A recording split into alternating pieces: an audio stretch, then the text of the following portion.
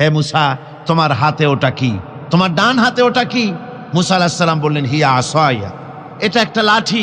এই লাঠির উপরে আমি ভর করে দাঁড়াই, এটা দিয়ে আমি পাতা পাড়ি, এই দিয়ে আমি উট ছাগল ভেড়া সংরক্ষণ করি। এছাড়া আরো অনেক কাজ এই লাঠি দিয়ে আমি করে থাকি। আল্লাহ রাব্বুল আলামিন বললেন, মুসারে, তুমি যেটা বলেছ এটাই সব কথা নয়, ওই লাঠির ভিতরে আর একটা কুদরত আছে যা তুমি জানো না। লাঠিটাকে জমিনের উপরে ছেড়ে দাও।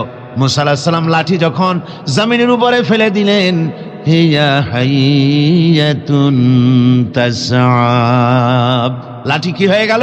বিরাট অজগর হয়ে গেল। মুসা আলাইহিস সালাম ভয় পেলেন। আল্লাহ রাব্বুল আলামিন বললেন, ভয়ের কারণ নাই, খুযহা ওয়ালা তাখাফ, ভয় পেও না, ওটাকে ধরো। মুসা আলাইহিস সালাম ভয় পেলেন না, আল্লাহ বলছেন ভয় পেও না, ধরো। মুসা আলাইহিস সালাম ভয় করলেন না, ধরলেন, কি হয়ে গেল? লাঠি হয়ে গেল। মুসা আলাইহিস সালাম এই লাঠি নিয়ে ফেরাউন যেখানে তার দলবল নিয়ে, তার জাদুকরদের নিয়ে জাদু দেখাবার জন্য উপস্থিত হলো, সেখানে জাদুকরেরা জাদু মন্ত্রপুত করে সমস্ত লাঠি হাতের কাছে যা ছিল সবগুলোকে তারা সাপ, সিংহ, বাঘ ইত্যাদি বানিয়ে দিল। আর এই জাদু মন্ত্রে তৈরি সাপ, বাঘ, সিংহ গিয়ে ঝাঁপিয়ে পড়লো মুসা আলাইহিস সালামের উপরে। মুসা আলাইহিস সালাম ভয় পেয়ে গেলেন। আল্লাহ রাব্বুল আলামিন বলেন, মুসারে ভয় নাই, বাতিলের সামনে ময়দানে তোমাকে নামায় দিয়া তোমাকে একা আমি ছেড়ে দেই নাই, আমি আল্লাহ রাব্বুল আলামিন তোমার সাথে আছি, ভয় করার কোনো কারণ নাই, হাতের লাঠি ছেড়ে দাও। মুসা আলাইহিস সালাম লাঠি ছেড়ে দিলেন, লাঠি সাফ হয়ে গেল।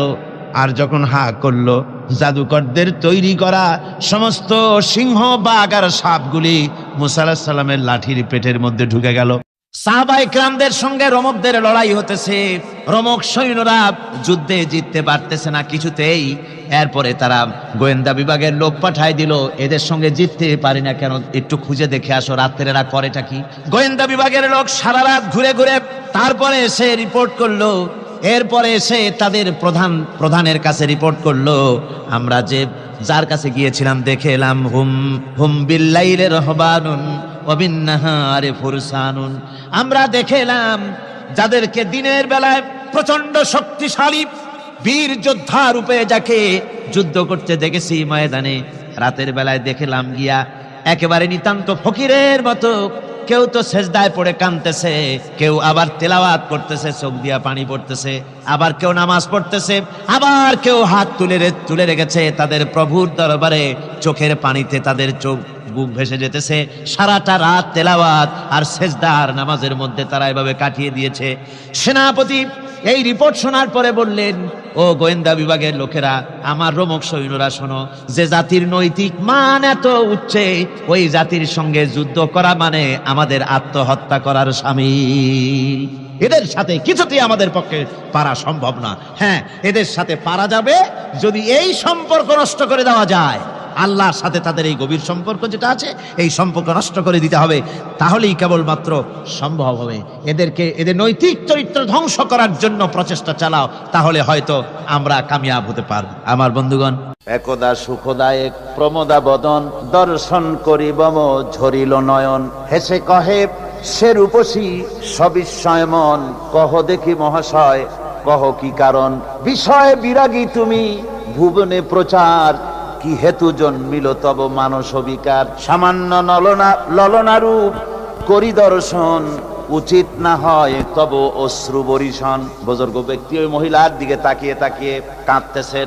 সুন্দরী মহিলা বলেন, আল্লাহর বুজুর্গ বান্দা, আপনি এলাকার ভিতরে বুজুর্গ এবং পীর হিসাবে, বুজুর্গ ব্যক্তি হিসাবে আপনি বিখ্যাত। আজকে আমাকে এখানে দেখে আপনি আমার দিকে তাকায় আমার রূপ উপভোগ করতেছেন আর কাঁদতেছেন। আপনার মতো সংসার বিরাগী মানুষ আমার মতো একটা সুন্দরী মেয়েকে দেখে ভাবে কাঁদা ঠিক না। বুজুর্গ ব্যক্তি বলছেন, হেসে কহিলাম বালে করহ শ্রবণ, নেত্র ঝরে তব হেতু ভেব না এমন, যে শিল্পী রচিল ওই সুধাংশু বদন, তাহার তরে ঝরে নেত্র নয়নে জীবন। ও আল্লাহর বান্দি, আমি তোমাকে দেখি কান্দি না, আমার চোখে পানি বেরিয়ে গেছে। তোমারে দেখে আমি মনে মনে ভাবলাম, এত সুন্দর করে যিনি মানুষ বানিয়েছেন, না জানি ওই আল্লাহ রব্বুল আলামিন কত বড় সুন্দর। হযরতে লোকমান তার সন্তানদেরকে ডেকে বললেন, ও আমার সন্তানেরা, ইয়া বুনাইয়া, হে আমার প্রিয় সন্তানেরা, লা তুশরিক বিল্লাহ, খবরদার আল্লাহর সাথে কাউকে শরীক স্থাপন করো না। সাবধান, আল্লাহর সাথে কাউকে অংশীদার বানিও না, কাউকে শরীক বানিও না। সামান্য স্যান্ডেলের ফিতা গাছা যদি ছেড়ে যায়, মানুষের কাছে চাইও না, আল্লাহ রব্বুল আলামিনের দরবারে হাত পাতো, রব্বুল আলামিন তোমার স্যান্ডেল কেনার পয়সা জুগিয়ে দেবেন। জোরে বলেন সুবহানাল্লাহ। যা দরকার তার কাছেই চাও, হাত তার কাছেই পাতো।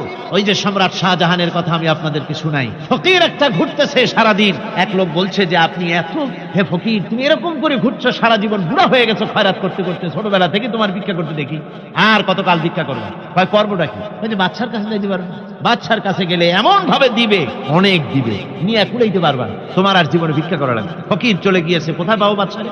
দেখো মসজিদে পাবা। এখন তিনি নামাজ, চলে গিয়েছে সেখানে, দায়া মসজিদের বারান্দায় দাঁড়ায় দেখে সম্রাট শাহজাহান হাত পেতে মোনাজাত করতেছেন, চোখের থেকে পানি পড়ে দাড়ি ভিজে ভিজে পড়ে। মোনাজাত শেষ করে বাদশা যখন বাইরে নেমেছেন, তখন ফকির তাকে সালাম দিয়ে চলে যান। বাদশা বলছেন, তুমি আমাকে সালাম দিয়ে চলে যাচ্ছ, তুমি তো ভিক্ষুক, আমার কাছে তো সমস্ত ভিক্ষুকই আমার কাছে চায়, ভিক্ষুক তো ভালো, ধনীরাও আমার কাছে চায়, তুমি ভিক্ষুক মানুষ আমার কাছে তুমি চাইলে না, সালাম দিয়ে চলে যাও। ফকির বলতেছেন, যা পানা, সত্যি কিছু চাইতে এসেছিলাম, কিন্তু আমি আপনাকে দেখার পরে আমার চিন্তার পরিবর্তন হয়ে গেছে।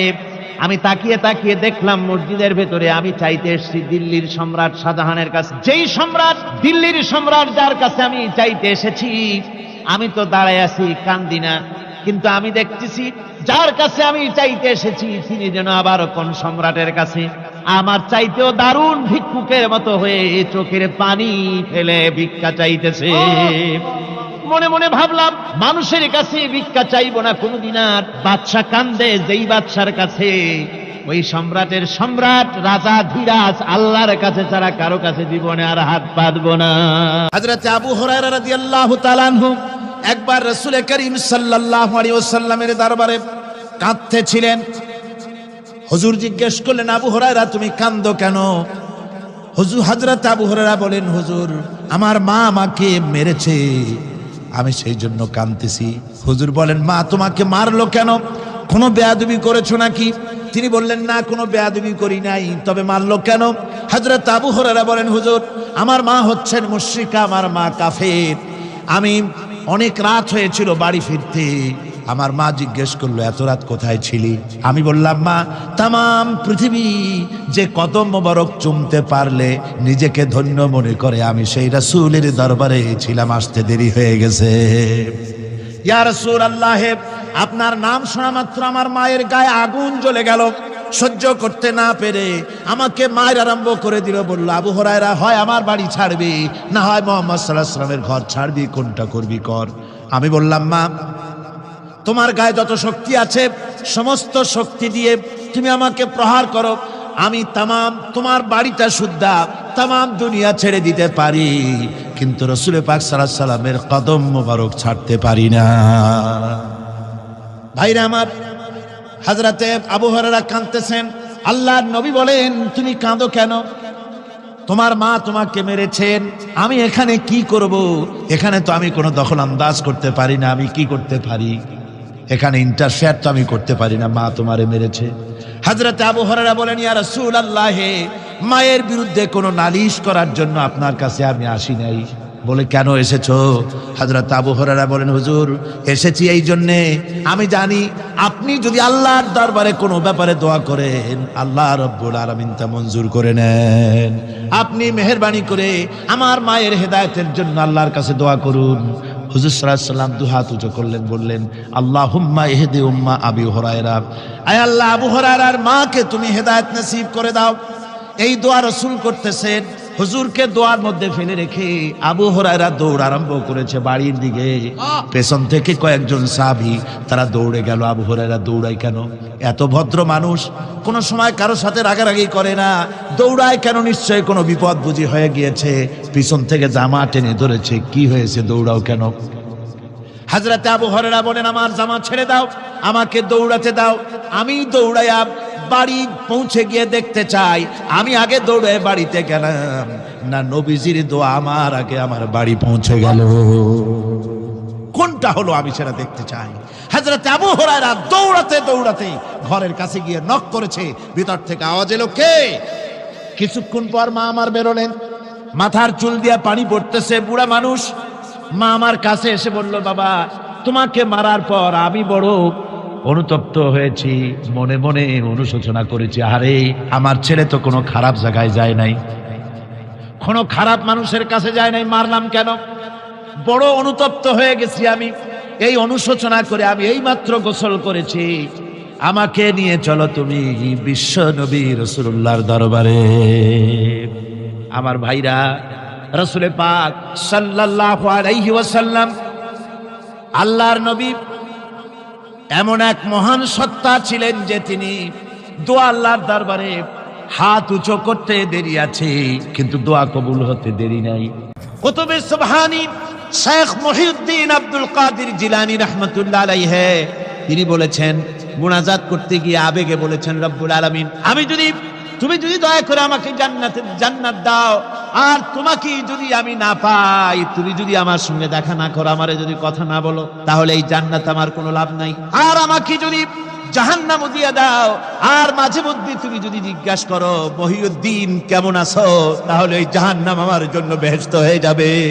আয় আল্লাহ, আমি শুধু তোমারই চাই। আল্লাহর নবী বললেন, মহিলা তুমি অপরাধ করেছো, কিন্তু তোমার গর্ভস্থিত সন্তান তো কোনো অপরাধ করে নাই, সুতরাং তোমার উপরে শরীয়তের হদ জারি করা যাবে না, ডেলিভারি হোক, তারপরে বিচার হবে। মহিলা চলে গেল আফসোস করতে করতে যে আমার বিচার হলো না, যদি এর মধ্যে আমি মরে যাই তাহলে জেনা করেছি, দুনিয়ার শাস্তি তো সহজ, পাথর মেরে উড়িয়ে দেবে, সঙ্গে সার করবে, এটা তো সহজ, কিন্তু কিয়ামতের ওই কঠিন জাহান্নামের আগুনে জ্বলতে পারবো না।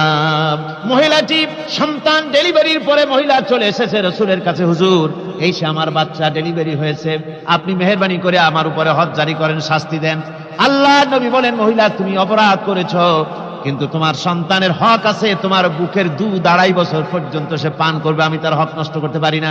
মহিলা আবার চলে গেল কাঁদতে কাঁদতে, যদি এর মধ্যে মরে যায়, 2.5 বছর যেতে পারে নাই, তার আগেই মহিলা ওই বাচ্চাটাকে কোলে নিয়ে হাতে একটা রুটি দিয়া হুজুরের কাছে আসছে। কত পেরেশানি দেখেন। মহিলা এসে বলেন, ইয়া রাসূলুল্লাহ, আমার এই বাচ্চা এখন দুধ ছেড়ে দিয়েছে, সে রুটি খাইতে পারে, হুজুর আর দেরি করবেন না, এই শাস্তি না নিয়ে যদি মরে যায়, জাহান্নামের কঠিন আযাব আমি ভোগ করতে পারবো না। আল্লাহর নবী ওই মহিলাকে অর্ডার দিয়া দিলেন, একে বুক পর্যন্ত মাটির মধ্যে গেড়ে দিয়া চতুর্দিক থেকে পাথর নিক্ষেপ করো। মহিলাকে নিয়ে তাকে বুক পর্যন্ত মাটির ভিতরে গেড়ে দিয়া চতুর্দিক থেকে যখন পাথর নিক্ষেপ করা হচ্ছিল, রক্ত ছিটে এসে একজন সাহাবীর গায়ে পড়ায়, সাহাবী মহিলাকে ভৎসনা করলেন। আল্লাহর নবী বললেন শুনতে পেরে, নবীজি বললেন, ও সাহাবী ভৎসনা করো না, বরং এই মহিলার তওবা আল্লাহ রাব্বুল আলামিন এমন ভাবে কবুল করেছেন, যদি সে তওবা দুনিয়ার সব মানুষকে ভাগ করে দেওয়া যায়, তাহলে সমানভাবে ভাগ করে দেওয়া যাবে। 60,000 সৈন্য তাদের অশ্ব নিয়ে, তাদের উষ্ট্র নিয়ে, তাদের মালপত্র নিয়ে, জিহাদের সামান নিয়ে শ্রাবণের খরস্রোতা নদী, উত্তাল তরঙ্গমালায় ভরা নদীর উপর থেকে এই সাহাবীরা পাড়ি দিয়ে ওপার চলে গেলেন। ওপার যাওয়ার পরে হযরতে সাদ বলছেন, তোমাদের কেউ কি হারায় গেছে নাকি? সবাই এদিক ওদিক তাকায় খোঁজ করে বলল, মানুষ তো দূরের কথা, একটা উটও আর ঘোড়াও একটাও হারায় যায় নাই। একজন বলল, আমার একটা পেয়ালা, যে পেয়ালা আমি পানি পান করতাম, সেই পেয়ালাটা তুফানে ছিটকে কোথায় চলে গেছে, ওইটা হারায় গেছে। হযরতে সাদ বলেন, মুজাহিদের কোন জিনিস দরিয়া নিতে পারে না, অবশ্যই তা ফেরত আসবে।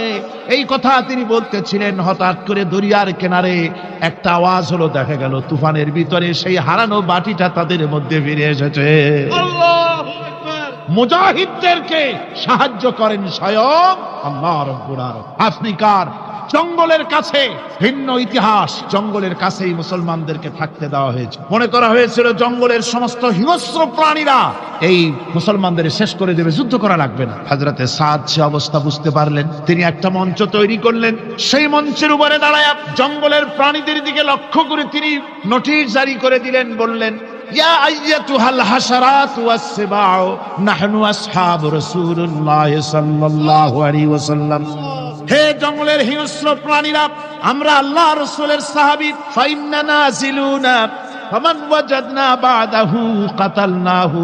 আমরা রাসূলের সাহাবী, এইখানে আল্লাহর দ্বীনকে কায়েম করার জন্য আমরা এসেছি, আল্লাহর কলেমার আওয়াজ নিয়ে আমরা এখানে রাত কাটাবো। সুতরাং এই জঙ্গলের ভিতরে হিংস্র প্রাণী যত আছো সব আমাদের এই জায়গা ছেড়ে অন্যত্র চলে যাও। আফ্রিকার জঙ্গলি মানুষেরা চিন্তা করলো, মানুষের কথা কি জঙ্গলি প্রাণীতে শোনে নাকি, এ পাগলে কয় কি? তারা তাকায় তাকায় দেখলো হযরতে সাদের এই ঘোষণার পরে বাঘের কাতারে বাঘ, সিংহের কাতারে সিংহ, সাপের কাতারে সাপ, যার যার ডিম আর বাচ্চাগুলি মুখে কামড়াইয়া সাহাবীদের এলাকা ছেড়ে দিয়ে তারা অন্যত্র চলে গেল।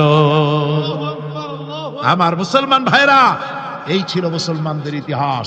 দ্বীন প্রতিষ্ঠা করার কাজে মুসলমান এগোলে আল্লাহই মদত করেন। কে মদত